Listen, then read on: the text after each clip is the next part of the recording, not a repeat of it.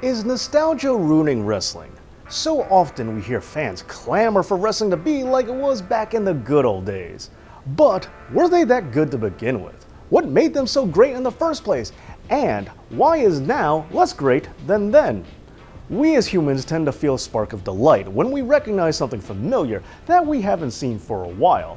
But is that a bad thing? Does this inhibit our ability to appreciate what we have right in front of us? Are we viewing the past with rose-tinted glasses? And is this hurting our ability to appreciate what is current? Well, some might say so, while others will firmly deny it. What do I say? Well, I say it's the topic of this episode, because today, Dave knows is nostalgia ruining wrestling. Thank you to all my excellent Patreon supporters such as Edgar Perez. I really do appreciate the help, and if you want to become a member yourself, then go over and visit my Patreon page. Thank all of you so much. First, let's talk about why exactly we experience nostalgia at all. Because what you might not know is that when it comes to nostalgia, it actually started off as a medical condition, a military medical condition to be exact. And you know what? Enough of the green screen already. Much better. Once upon a time, 1688, homesickness was thought to be an actual sickness. It all started when Johannes Hofer observed that certain Swiss mercenaries were coming down with intense physical conditions such as fever and stomach pain, all caused from an intense longing for their mountain home. Now, originally, this was thought to be exclusively a Swiss thing, so much so that certain military commanders forbid their soldiers from singing Swiss songs. And originally, the term for this condition was known as, well, this word, meaning Swiss homesickness. However, as it turns out, anyone is capable of having these particular feels. Hofer came up with the term nostalgia by combining two Greek words, nostos, meaning homecoming, and algos, meaning pain. I guess it was somewhere back in the early 20th century when we stopped looking at homesickness as a neurological ailment and started treating it more like a mental disorder. Kind of like depression.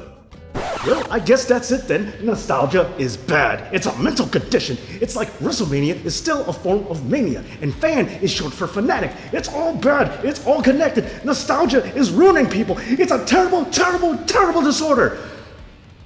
Right? Well, not necessarily.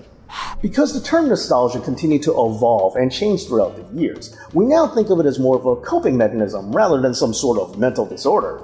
For example, whenever we use nostalgia, we tend to use it during a time of mental distress. We revert back to a positive memory. And positive is the key. I mean, we never feel nostalgic about that time something bad happened to us. No, we use it when we're going through a rough patch. We go back to a period of time that we knew was positive in order to feel better about what we're going through now. This means that we're not necessarily looking at the past with an overly rosy outlook. This is just how nostalgia works. We're only going to recall the things that were good in times like these. Although this does beg the question, what exactly do we need all this intellectual healing from in the first place? Well, this could all be a reflex to the times that we live in.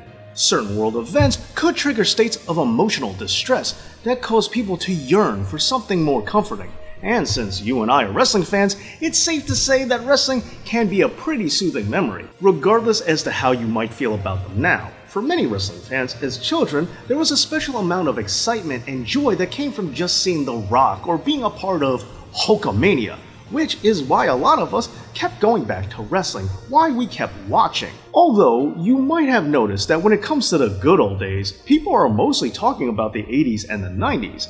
It's not too often that people wax poetic about the ruthless aggression era, even though it did start almost 20 years ago. Meanwhile, fans were demanding the return of the Monday Night Wars pretty much as soon as they ended. And while I'm sure that some of you younger adult fans out there do have many a fond memory of seeing John Cena or Rey Mysterio as a kid, the point I'm trying to make is that the most nostalgic crowds tend to all be hovering around the same time frames. Now, this could be because there were more physical fans during those times. While WWE might be making more money as a business right now, having higher viewers and more people watching is something that definitely goes to back then. On the other hand, another reason as to why there might be more nostalgia hovering around the 80s and the 90s could be just because it was better. Plain and simple. Yes, better is subjective and there's no empirical way of proving it, and I'm sure there are plenty of you who might prefer wrestling around other time periods. However, it is still a very plausible argument that in terms of storytelling, star power, and in-ring performances, wrestling was definitely at its apex during a different time than now.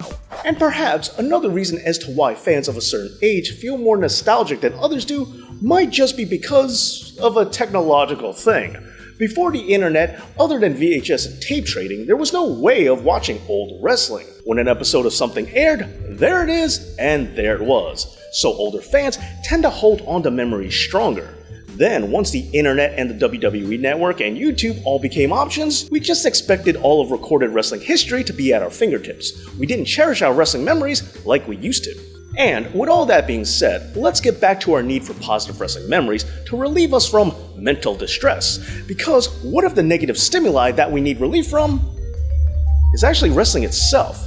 Could wrestling be so dissatisfying right now, so annoyingly bad that it causes fans real stress? It might not be the same as a serious world event, but it can be mentally taxing when something that we love is being completely ruined.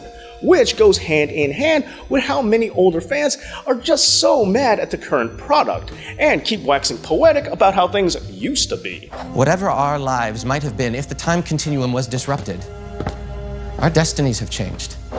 What is sure is, that's the past.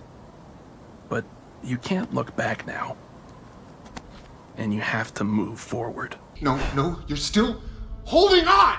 There is a lot of media out there telling us to move on and stop living in the past. But the weird thing is, they can't seem to do it themselves. Have you noticed how many reboots and reuses of old franchises media seems to keep coming up with, and then it tells us to separate ourselves from them? Bit of a mixed message, don't you think? And when it comes to wrestling, things are no different. If we really feel that something was better during another time period, are we not supposed to remember it as such? Isn't a major benefit of enjoying something is that we have the positive memories to carry with us, especially when we need comfort, even if we need wrestling to comfort us from wrestling. Being compared to the way things used to be is what everything has to compete with. It's not just WWE.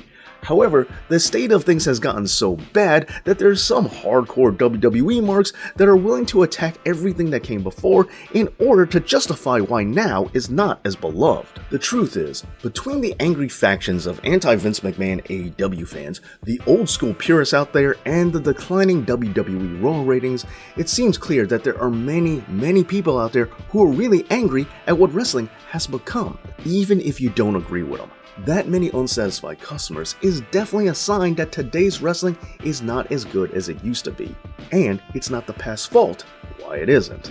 Well, there you go, my thoughts on if pro wrestling is being ruined by nostalgia.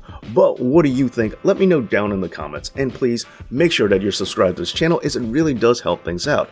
And if you want to continue helping me out outside of this channel, then go over and visit my Patreon page. And while I'm at it, thank you to all my patrons out there, and thank you for watching. And as always, Dave knows.